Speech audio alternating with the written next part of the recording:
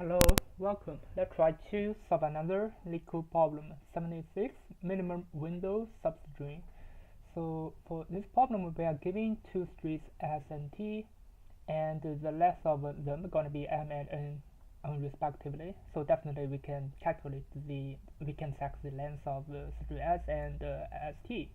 So we're going to return the minimum window substring of S such that every character T is included in the window. So for example, B, A, N, C. So this is it's gonna be here, B, A, N, C. So inside this is substring. So let's check the substring is a contiguous, non-empty sequence of characters within the string. So this is a substring. So this substring include A, B, C. So and it is also the shortest. So we're gonna return the shortest substring. So the test cases will be generated such that the answer is unique. So definitely we know that the shortest gonna be unique. But how can we solve it? So basically, I think the obvious idea is that we're gonna use a counter, and we're gonna use a dictionary, and we're gonna use the sliding window technique to check. So for example, from A to D, O, E, B. Currently we have A and B, and to C. Yeah, this is one, but it is not the shortest. So what we're gonna do, if we find, we include this street T, A, B, C, so we're gonna slide the window to here. Now it is not possible, so we're gonna extend the window to here, until we find A. Yeah, and then we're gonna just to make the window smaller to here. Yeah, and then we're gonna extend the window to here. Currently we have AB, but we don't have C. Now what are we gonna do? We're gonna extend the window from the right side, from here, and then we're gonna make the window smaller until here. So this is gonna be the shortest substring. Yeah, and it's gonna be the minimum window substring. So we're gonna return this substring. But how can we solve it? As I said before, I'm gonna use counter or dictionary in Python. So for S, it's gonna be a counter of empty counter, and for T, it's gonna be a counter of T. And we also need to use the left border. It's gonna be L, and our final answer gonna be the result. Yeah. So here gonna be L gonna be the left border gonna be 0, and the result gonna let me check because it is the shortest. Yeah, so we can prepare the result as S plus T, because that's gonna be much longer than string S or string T. Yeah.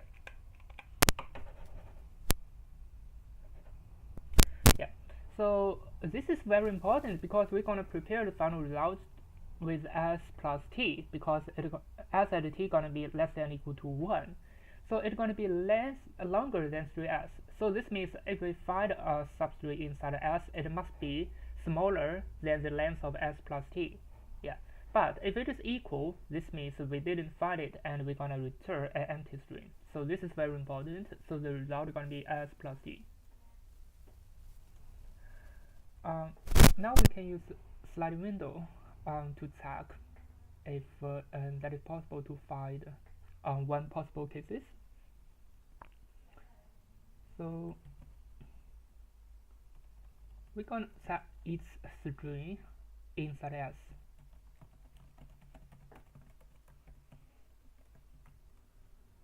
So for IC in enumerate S, and we're gonna prepare the counter.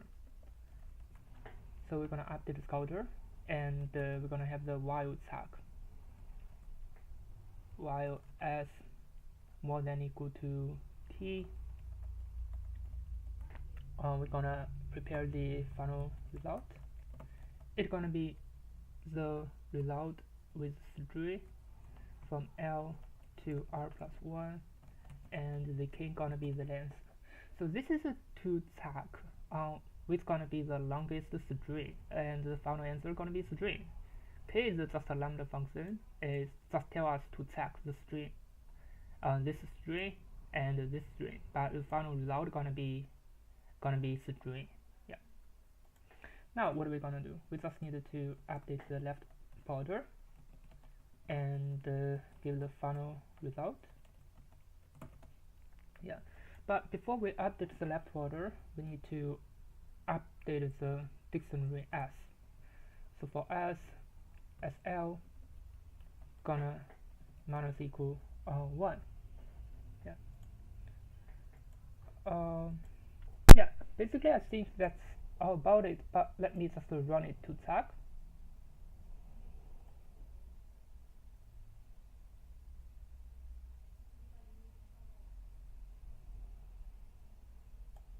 Yeah, here I'm gonna use the border, right border R.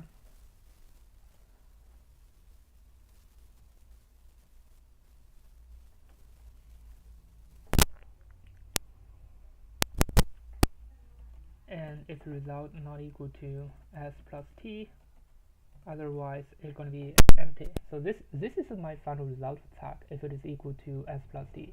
If it is not equal, I'm gonna return the result. Currently, definitely, it didn't work.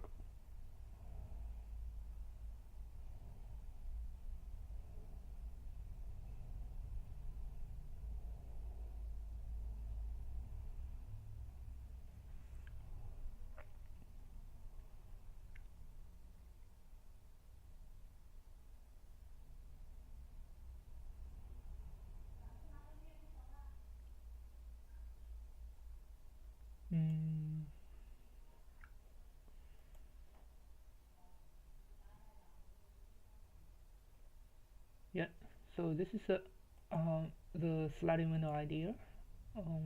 Let me check what is wrong with it.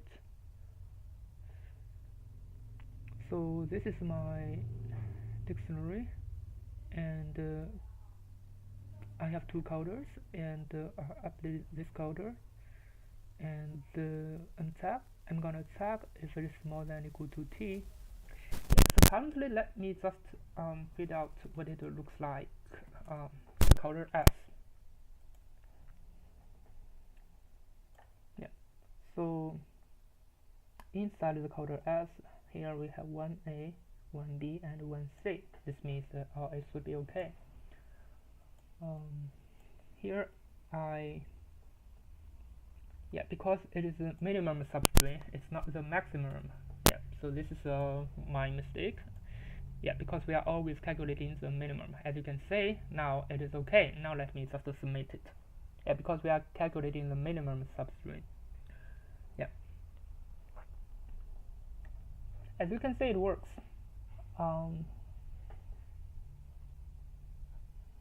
Yeah, so the time, it is okay. It is 1 second. But what about the follow-up? The follow-up asks us, could we find an algorithm that runs in O n plus n time? Is that possible to make it linear? So currently we are using this counter compared with another counter. So that is actually 26 characters plus another 26 characters and times the length of the string. It's going to be m. So this is going to be the final time complexity. Yeah. So this is 52 times m. It's going to be it's going to be a bigger value. But how can we make it smaller? We just want to make it m plus n. Maybe this t is really short. Yeah, but this m plus n definitely is going to be smaller than 52 times the times m. Yeah. We just need to change a little bit and make it better. So instead of that, we're gonna prepare a counter. The counter is used to count how many keys we find inside the counter s, which is equal to the character inside the counter t. Let me just give you an example. So inside counter t, for example, for this ABC, we have A, B, C, and how many of them? It is 1A, 1B, and 1C. Now what are we gonna do? We're gonna check the coder S. So inside S, we're gonna check his character. If we find a character A, we need to have a count. So this is the user coder. We need to count it to be 1, and then this means we find it. And then we need to count another B. It's gonna be 1, and C is gonna be 1. Yeah. So this means we already, if the counter equal to 3, it means we've already found 3 characters A, B, C, and all of them are working well because the number is, all of them, the number equal to 1. The number equal to 1, and this is 1, 1, 1, and this is 1, 1, 1. This means we've already found it. So while we are sliding the window, this may become 0. So this means the counter before it is 3, now it becomes 2. So it becomes, currently it is not possible, so we're going to continue to slide the window to find the counter to be 3. So in this way, we reduce the time complexity to m plus n. Instead of 52 times m, it's going to be much smaller. Yeah. Now let's just use this idea to check. Here definitely we cannot use this. Yeah. So here we're gonna use a check if SC equal to TC. We're gonna update the coder. For the while check, we just needed to check the coder. If the coder equal to the length of coder T, this means we've already found it. Yeah, so we're gonna update the result, and we're gonna slide the window. But before that, we need to check the coder. If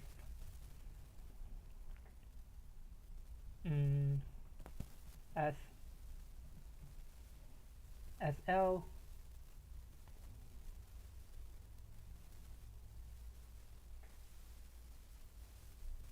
yeah, but how can we update the counter?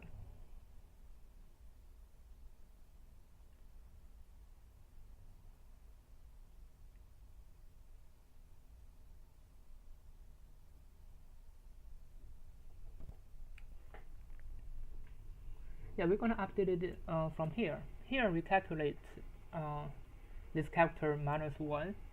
So after -1, we need to check. So if SSL less than TSL, so this means if there's character, for example A, inside, before it's 1, now it becomes 0, so we're gonna update the coder.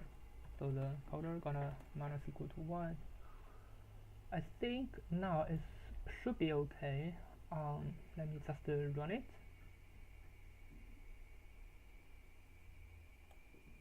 Yeah, as you can see, it works. Now let me just submit it to check.